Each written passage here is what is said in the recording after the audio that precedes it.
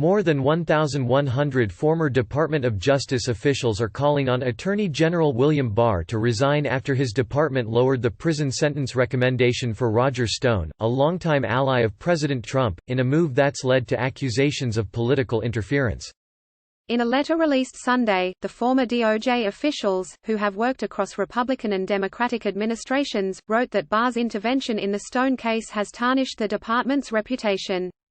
Such behavior is a grave threat to the fair administration of justice, the former officials wrote. In this nation, we are all equal before the law. A person should not be given special treatment in a criminal prosecution because they are a close political ally of the president. Governments that use the enormous power of law enforcement to punish their enemies and reward their allies are not constitutional republics, they are autocracies.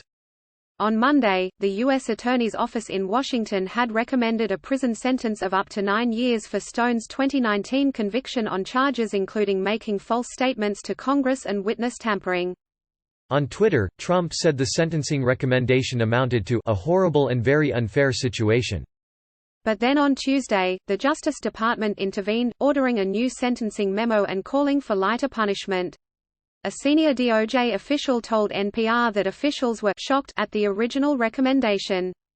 4 line prosecutors then quit the case.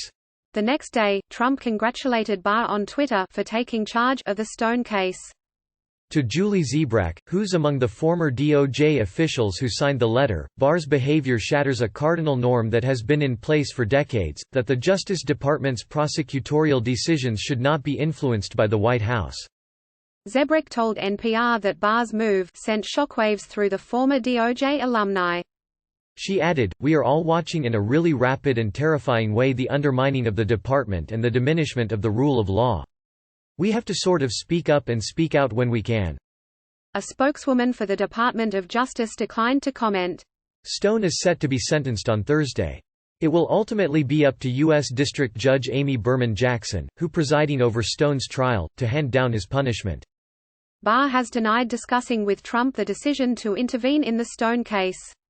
In an interview Thursday with ABC News, Barr took the exceedingly rare step of criticizing Trump as a sitting member of the president's cabinet. Barr said he would like Trump to stop tweeting, since the president's commentary makes it impossible to do his job. Justice Department officials did inform the White House about the interview before it aired, a person familiar with the matter told NPR. Yet the hundreds of former DOJ officials admonished Barr for the appearance of carrying out a political favor for Trump. Mr. Barr's actions in doing the president's personal bidding unfortunately speak louder than his words, the letter says. The letter also asks current Justice Department officials to push back against actions seen as violating their oath of office, much like the heroic 4 prosecutors who withdrew from the Stone case. Current DOJ staff, according to the former department officials, should be prepared to report future abuses to the Inspector General, the Office of Professional Responsibility and Congress. We likewise call on the other branches of government to protect from retaliation those employees who uphold their oaths in the face of unlawful directives, the letter says. The rule of law and the survival of our republic demand nothing less.